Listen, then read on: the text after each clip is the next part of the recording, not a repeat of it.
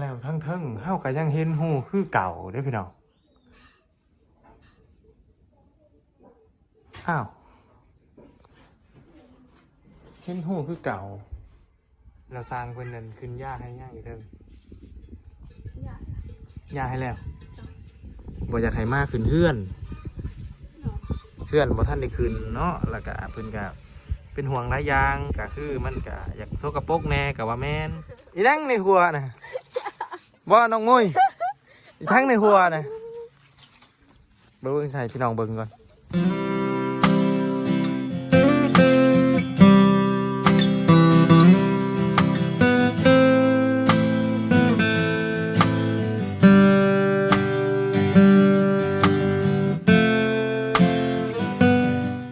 กราบสวัสดีพ่อแม่พี่น้องชาวไทยและก็กราบสบายดีพ่อแม่พี่น้องทางฝั่งลาวเนาะและก็กราบสบายดีพ่อแม่พี่น้องที่อยู่เมืองนอกเมืองนาทุกฐานเนาะ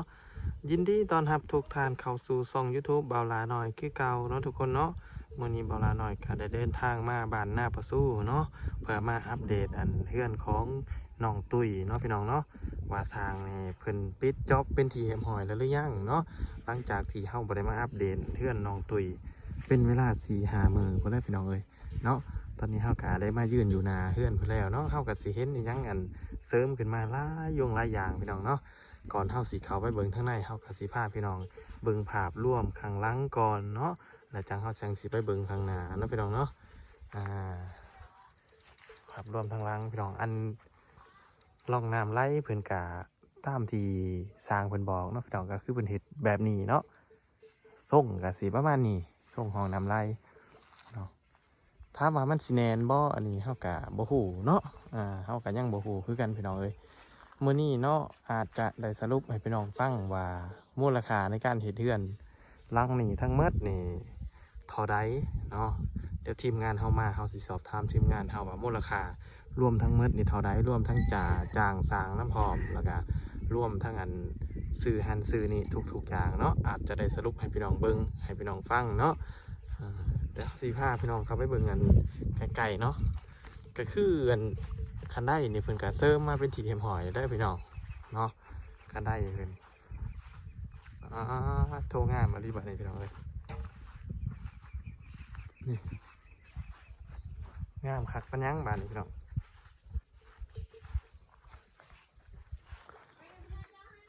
นี่พี่น้องหมูทรงนับมาให้เบิ่งใกล้ๆก่อนนี่ตัวขาดเล็กๆน้อยๆพี่น้องก็คือทาสีเนาะทาเพิ่นระบายสีดีๆนี่ก็มันก็สิมีสีสันแล้วก็สีงามหลายกว่าเก่าเนาะพี่น้องสุดยอดพี่น้องเลยเป็นกสิเฮ็ดแบบนี้เลยเนาะบันไดวงหลังคาบันไดขึ้นไปปุ๊บหอเทิงเลยพี่น้องเลยไม่เซ็นอันนี้คือว่าเฮาบ่เห็นบ่ว่างั้นตอนเฮาเบิ่งว่างั้นบ่เห็นเนาะไม่เซ็นนั่นใหญ่ๆเนาะเฮาก็บ่ฮู้ว่าเขาเอิ้นว่าไม่เซ็นนี่ยังเพิ่นน่าจะหามาแหละพี่น้องโอ้ขาเพื่อนน้องตุ๋ยรอบนี้แต่ตะปูสร้างเพิ่นบ่ทันได้แกะออกเด้อพี่น้องเด้อบ่ฮู้ว่าเพิ่นสร้างเพิ่นสิแกะออกหรือบ่เนาะแต่ว่าคันเป็นไปได้ก็แกะแล้วดีเนาะบ่อยากให้มีตะปูติดอยู่นะคันว่าทั้งลุมทั้งหลังยังว่าเอาไว้แขวนหันแขวนนี่เนาะอันนี้มันบันไดเนาะห้องน้ำก็ตามที่เบาสัญญาทินเมืองส้นเพิ่นได้เล่าเอาไว้นะพี่น้องว่าห้องน้ำนี่สาเหตุที่มันอยู่ในหน้าบ้านเนาะเดี๋ยวเราสิมาถ่ายทั้งหน้าบ้านเดี๋ยวสิมาเล่าให้พี่น้องฟังพร้อมว่าสาเหตุที่ห้องน้ำอยู่หน้าบ้านนี่ถ้ามันดีบ่มันกับบอดี้เนาะพี่น้องเนาะเพราะว่ามันบางเฮือนบางซ่านมันอยู่หน้าบ้านคือสีเนาะเราสัญญาเพิ่นเล่าให้ฟังตอนคลิปที่แล้วเพิ่นว่าห้องน้ำนี่มันได้ก่อนเฮือนได้พี่น้องห้องน้ำอยู่ก่อนเฮือนเพิ่นก็อยู่พุ่นเนาะเฮือนเพิ่นอยู่ข้างหลังทำอิฐแต่ว่ามันบ่ทันได้ลงขึ้นลงห้อนว่าสิเฮ็ดเฮือนหลังใหญ่นี่นะเพิ่นก็เลยเฮ็ดห้องน้ำให้ก่อนเนาะแล้วก็เจาะน้ำบาดาลเนาะแล้วก็เพิ่นตกลงปลงใจกันทางผู้ใหญ่ใจดีเพิ่นก็ได้สร้างเฮือนให้น้องตุ้ยพี่น้องสร้างเฮือนน้องตุ้ยกับสถานที่ก็เลยตั้งไว้บ่อนหันเนาะ ก็เลยกลายเป็นหวานห้องน้ำอยู่หน้าเฮือนเนาะพี่น้องนี่แต่โดยรวมได้พี่น้องกันงามโดยรวมถ้าพี่น้องมาเบิ่งกันทุกซอกทุกมุมกันเพราะว่าเมื่อกี้เขายางมุมทั้งหลังเฮือนแล้วก็ทั้งกลางเฮือนเนาะวันนี้เขาสิมาเบิ่งกันมุมหน้าเฮือนพี่น้องตอนนี้น้องตุ้ยมันก็นั่งอยู่เทิงเฮือนวิธีเฮมหอยพี่น้องเลยตัวสุดยอดอันนี้ก็เป็นเฮือนหลังเก่าไปเนาะยังบ่ทันขึ้นเด้อพี่น้องเลยน่าจะประมาณวันที่10กว่าเนาะทางทีมงานเพิ่นแจ้งมาว่าประมาณวันที่10กว่าจังจะได้ขึ้นเฮือนน้องตุ้ยเนาะเฮือนหลังนี้เพิ่นก็ยังนอนคือเก่าแล้วก็ยังขาดอยู่คือเก่านั่นแหละพี่น้องเอ้ยไข่แน่แต่ว่าช่วงนี้ฝนบ่ตกนะช่วงนี้โอ้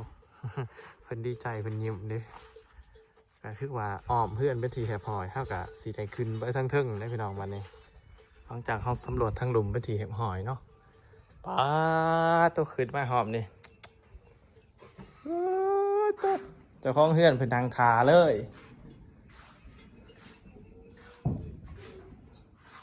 ทุกซอกทุกมุมพี่น้อง55พี่น้องสำรวจ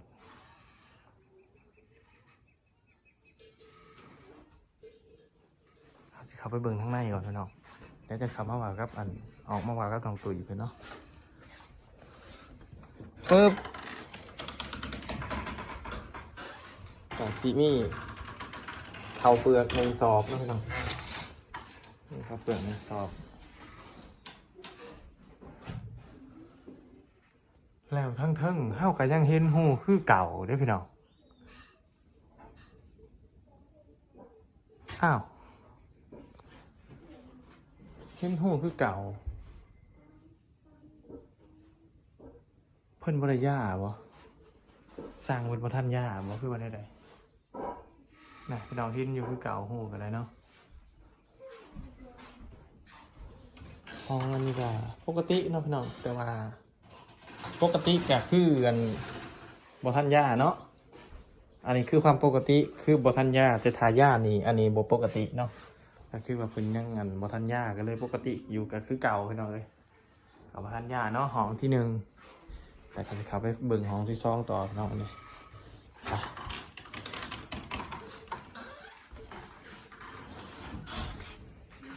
ห้องที่2ห้องนี้เพิ่นเปิดหน้าต่างปะเว้นด้วยพี่น้องเปิดหน้าต่างปะเว้นห้องนี้ก็บ่เห็นปองเนาะห้องนี่บ่เห็นปองบ่ฮู้ว่าเพิ่นย่าหรือยังแต่ว่าห้องนั้นนะเพิ่นบ่ทันย่า 100% บ่เห็นปองเด้อพี่น้องห้องนี้เฮาแนมบ่เห็นปองเนาะก็เลยบ่ฮู้ว่าเพิ่นย่าหรือบ่ไปต่อพี่น้องห้องที่3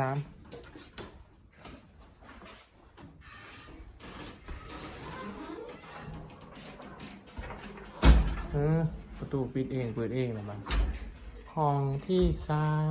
3กันยังเห็นหูหัวอยู่คือเก่านี่พี่น้องกันยังว่าหัวอยู่คือเก่าเนาะเพิ่นบ่ทันย่าแล้วเขาสิไปถามมันทางทีมงานก่อนจังหน่อยเนาะว่าเป็นจังนั้นคือจังหน่อยวันทันย่าก่อนสิไปถามทีมงานสิถามน้องตุ้ยก่อนสบายดีเด้อน้องตุ้ยสบายดีเนาะอันอ้ายก็ถามเนี่ยว่าสร้างเพิ่นเฮ็ดคันได้แล้วเพิ่นว่าจบหรือยังเฮ็ดเฮือนแล้วและเราสร้างเพิ่นนั่นขึ้นย่าให้ย่าอีกเด้อย่าให้แล้วคืออย่าเห็นหัวอยู่ไปครับไปเบิ่งห้องที่1ของน้องตุ้ยเขามาห้องที่1พี่น้องบ่เฮาเห็นหัวนี่น้องตุ้ยมายืนเบิ่งนี่เห็นนะลายปองอยู่ได้เนาะเพิ่นว่าเพิ่นย่าแล้วบ่เห็นบ่เขาขึ้นไปย่าเจ้าอยู่นี่แล้วเขาขึ้นไปย่าให้เห็นเรียบร้อยเขาก็บอกเข้าใจเนาะว่าคือย่าบ่หมดแต่สร้างไว้เรียบร้อยแล้วเขาย่าวิธีเรียบร้อยแล้วอ๋อสร้างพลอยย่าวิธีเรียบร้อยน้องตุ้ยก็นั่งเบิ่งอยู่นี่เนาะ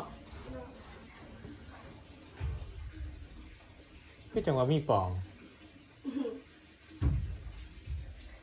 แต่ว่ามันมีปล่องเลยได้ทุกคนกันแนมเบิ่งกันอาจจะเห็นเนาะปล่องซองปล่องก็เลยใช้เบิ่งหนึ่งนะฮะซองบนหันเนาะซองปล่องให้เนาะ ระบายอากาศ หรือว่าปล่องระบายอากาศโอ้ยไม่ความหอมเนาะอันนี้เขาอะไรมาใช่นี่ เขาเนี่ย ฮะ เขาเนี่ย เขาหญ้าหญ้าอะไร มันได้ยังเห็น เพื่อนหลังนี้โอ้เราขึ้นมาเมียนพี่บอ เนาะ อืมก็ได้เขาน้องตุ๋ยโปรแมนนะ ดูกิน โนกินเขาอันนาบาวปะเขานาบาวเนาะเขานาบาวคุณพี่น้องได้ยังกินบ่เนี่ยฮะกินแล้วเขาอันเศร้าหันได เขาไปกินแล้ว เขาเศร้ากินแล้วกินกับยังมือเศร้านี่ กินยา กินอันยังก่อนนะ กินปลาโอ้เป็นจังได้กบอยู่ดีไม่แห้งอยู่ว่ากบนะฮะว้าใหญ่แล้วท่านใหญ่กบน้องเป็นท่านใหญ่เนาะเข้ากันยังค่าใจอยู่บอลเดียวอะไรพี่น้องอันลังค่าเพิ่นลังค่าเพิ่นแต่เพิ่นน้องเพิ่นว่าย่าเป็นทีเห็มหอยเนาะแต่ก็ยังเห็นปองอยู่ว่าย่าแท้หรือบ่แท้เนาะแล้วเราจะสิไปสอบถามทีมงานอีกเทื่อนึงพี่น้องหลังจากที่เฮาถามน้องตุ๋ยเนาะสอบถามน้องตุ๋ยเพิ่นก็บอกว่าสร้างมาย่าให้พิธีเห็มหอยเนาะทุกคนเนาะสร้างเป็นย่าให้พิธีเห็มหอยแล้วแล้วเฮาก็สังเกตเห็นนั่นบ่อนี้เนาะพี่น้องคือบ่อนี้เนาะน่าจะเฮ็ดประตูเนาะพี่น้องอันนี้ความคิดของบาลาหน่อยเนาะก็คือน่าจะเฮ็ดประตูว่ากันบ่ให้อันเวลามีสัตว์มีไอ้ช่างพื้นเฮือนนะเป็นพวกม้าพวกแมวไว้ให้พื้นเฮือนเนาะน่าจะเฮ็ดประตูกันเท่ากับบ่ฮู้ว่าเพิ่นออกแบบมาแบบใดเนาะเฮาก็บ่ฮู้ว่าทางงานเจ้าของเคสเพิ่นออกแบบเพื่อนมาว่าให้เฮ็ดบ่เนาะประตูแต่ว่าสำหรับปลาหน่อยนี่อยากให้เฮ็ดเนาะแต่ว่าตอนนี้เพิ่นบ่ทันเฮ็ดหรืออาจเพิ่นจะเฮ็ดแต่ว่าเพิ่นบ่ทันเฮ็ดก็เป็นไปได้เนาะแต่เฮือนนี่เพิ่นว่าเสร็จสิ้น 100% เนาะถือว่าสำเร็จ 100%วันนี้กาสังกะสีบ่พอบ่บ่สังกะสีบ่พอหรือว่าได้แหละอันบอลนี้นะนี่บอลนี่ใช่พี่น้องเบิ่งเห็นบ่มันสุดต่ออย่าคือว่ามันสุดแต่ข้างนี้มันบ่สุดข้างนี้มันต่อมาพี่เลยเนาะน่าจะสังกะสีบ่พอพี่น้อง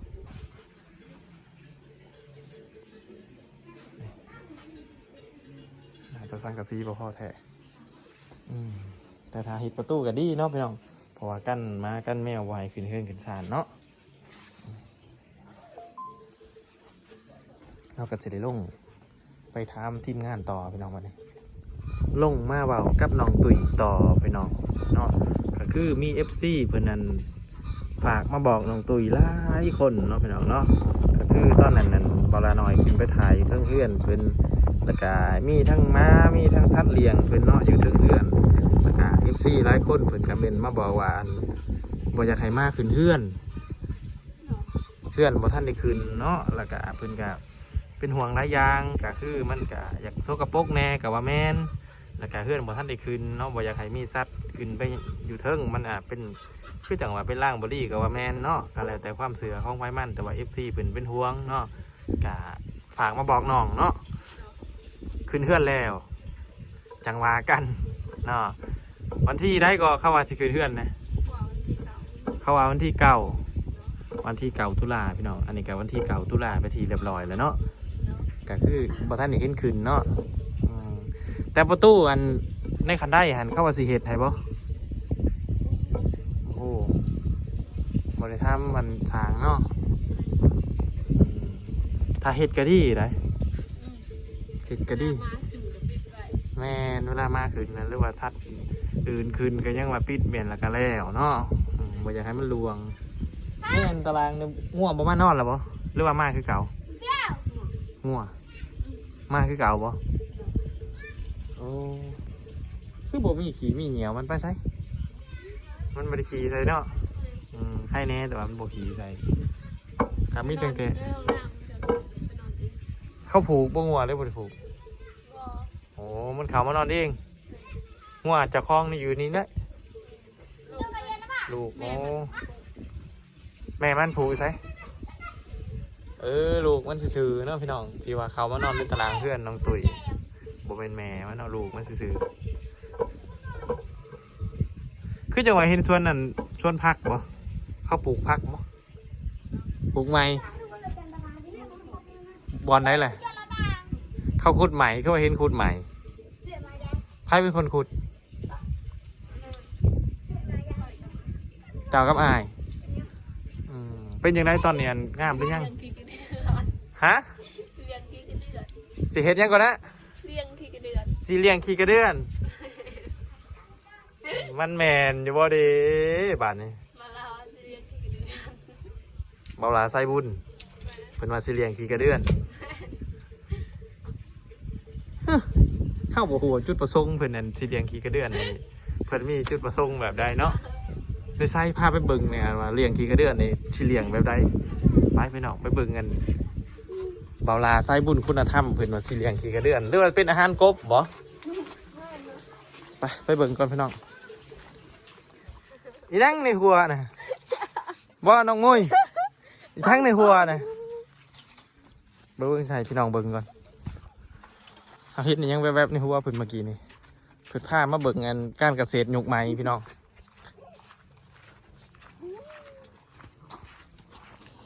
อันนี้บ่โอ้พี่น้องเอ้ยผู้จะคือกันแป้งผักบัวอยู่นั่นล่ะใช้กบอยากเบิ่งกบเลยนี่อันนี้พี่น้องกบน้ำก็จังหวะลายอยู่เนาะบ่ได้เปลี่ยนน้ำบ่ เปลี่ยน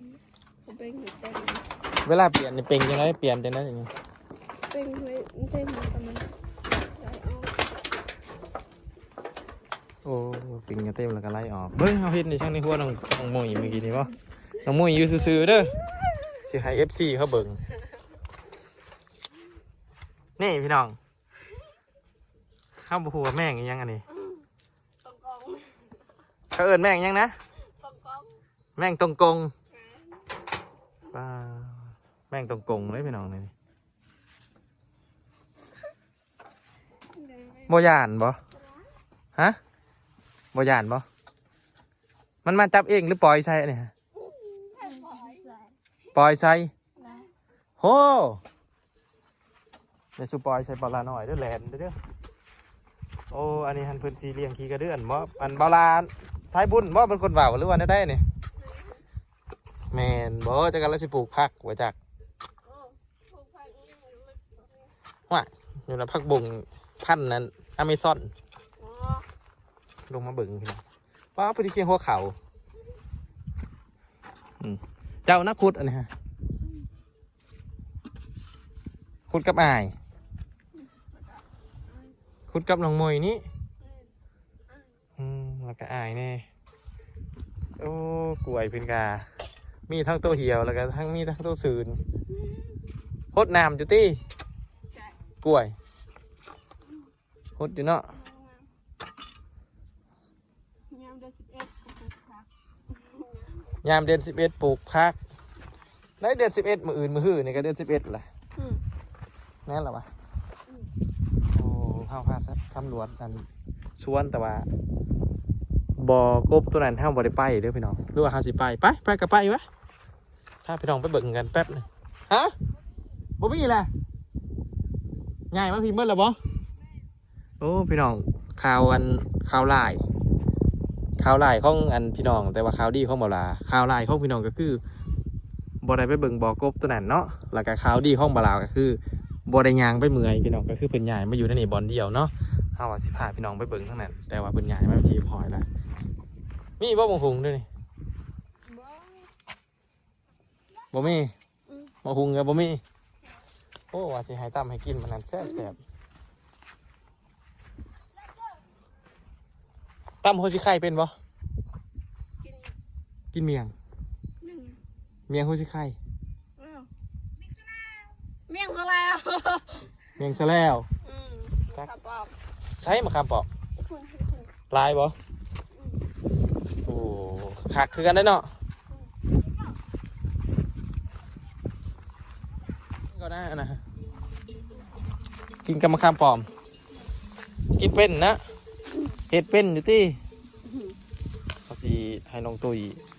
ตั้มเมียงมะขามปอมสุกินมื้อนี้พี่น้องเลยพ่ออะไรบอกว่าสิพ่ออะไรสันนี่เซตบาทนี่ตัวแห้งๆขนาด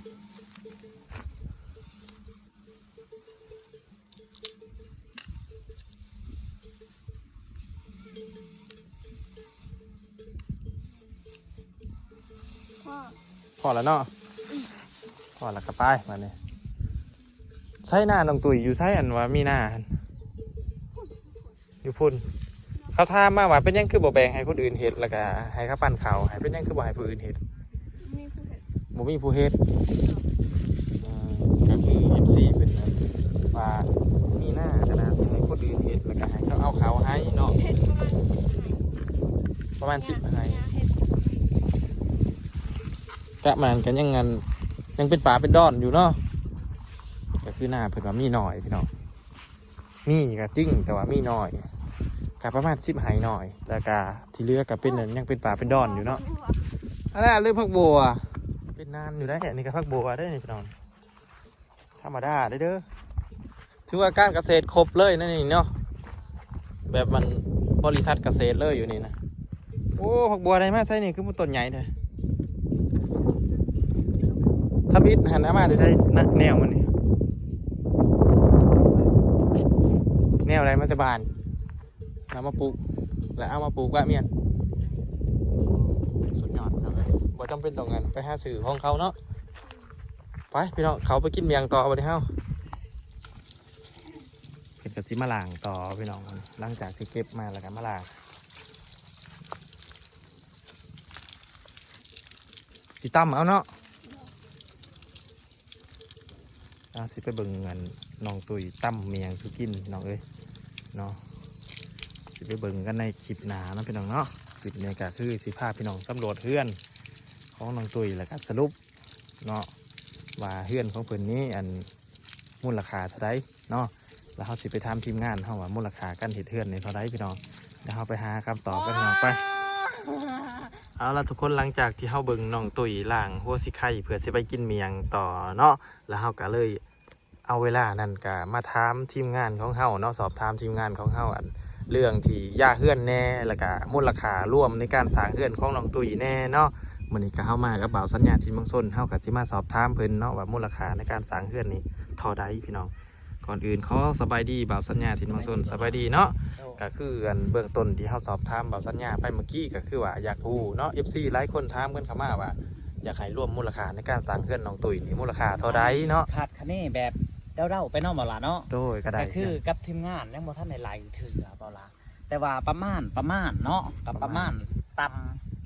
ำที่เฮายังบ่ทันได้ไล่เนาะ โดย ก็ทั้งค่าสร้างค่านั้นค่านี่ก็สิเขา100ป้ายล้านเท่าใดบ่ล่ะ 100ไปล้านเนาะ โดยประ แล้ว มาณว่า110 120นั่นแหละประมาณนี้ เพราะว่านู่นนี่นั่นได้ทุกสิ่งทุกอย่างเนาะเฮาก็จะซื้ออย่างเดียวบ่ล่ะจะบ่มีตัวใดเป็นของเองหันนะ โดย ก็เลยว่าคานซื้อนั่นซื้อนี่มาให้สร้างแน่เฮาก็จะไหลไปหมดเด้ โดย เพราะว่าทั้งเฮาก็ยังบ่ทันได้ไล่ล่องเบิ่งว่ามันหมดลายปานใดเนาะเพราะว่าจดไว้อยู่หั่นนะเอาล่ะ จดไว้เนาะ แต่ว่ายังบ่ทันได้ขาดคะแนนจ้ะท่านจะคู่แท้ก็อาจจะมือขึ้นเฮือน ก็คือสิไปสรุปมือขึ้นเฮือน มือสรุปมือขึ้น โอ้ เฮือนก็ว่าแม่นเนาะ โดย แต่ก็ทั้งย่าเฮือนนี่ทั้งสร้างเพิ่นย่าไปถีบหอยได้บ่ล่ะ ย้ายไปทีมหอยเนาะ โดยที่ปองต้นนั้นที่บ่ลาทายมาหั่นคือมันบ่ได้หัวนะหั่น มันบ่ได้หัวเนาะ มันบ่ได้หัวเพิ่นว่ามันบ่ได้หัว โอ้ แล้วก็เลยบ่ได้ย่ามหั่น โดย เพราะว่าเพิ่นก่อนเพิ่นสิย่าเพิ่นจะเอาไฟย่างสีดจนหม สี ด ดอยู่เฮิงก่อน สีดจนหมด อ๋อ แหละทุกคนเลย เฮากับบ่ได้มามื้อนั้นเนาะบ่ล่ะเนาะ โดย แต่ว่าทำทีมงานว่าย่าไปถึงหอยคือว่าเรื่องน้องตุ้ยนี่สำเร็จแล้วได้บ่ 100%เนาะ 100%ก็คือมีแต่ทาขึ้นหลังจากขึ้นแล้วก็จะจบเคสน้องตุ้ยบ่ล่ะ โอ้ ว่าง่ายๆจังนั้นเนาะ โดย อยากให้ FC ฮู้ไป กันเนาะทุกคน โดย นั่นแหละ สรุป แต่เบาสัญญาก็เบาลากะสีได้ทายให้เพิ่นเบิ่งอยู่เล็กๆน้อยๆเนาะ โดย เพราะว่ายังมีภารกิจอยู่ทั้งไอ้ต้นเดี๋ยวทุกคนเนาะเฮาก็ยังสีมาเฮ็ดเรื่องไอ้ต้นอยู่ แม่นคือจังสิเบิ่งขึ้นไอ้ต้นดอก